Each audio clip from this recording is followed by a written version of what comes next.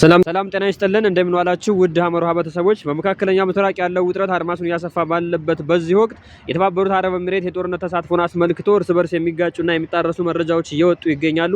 በተጨማሪም እስራኤል በኢራን ላይ መጠነ ሰፊ ጥቃት ሰንዝራለች። ጥቃቱ ምን ጎዳ?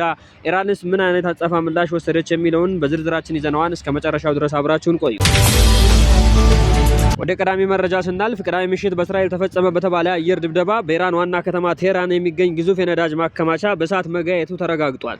በዚህም ምክንያት ከተማዋ በከባድ መርዛማ ጭስ ተሸፍና የዋለች ሲሆን የፀሐይ ብርሃን ሙሉ በሙሉ በመጋረዱ ቴህራን በቀይ ጨለማ ሆና ውላለች። ከዚህ ጋር በተያያዘ የኢራን ቀይ ጨረቃ ማህበር ጭሱ ከፍተኛ ሰልፈር እና ናይትሮጂን ኦክሲጅን ስላለው ነዋሪዎች ከቤታቸው እንዳይወጡ ጥብቅ ማስጠንቀቂያ ሰጥቷል።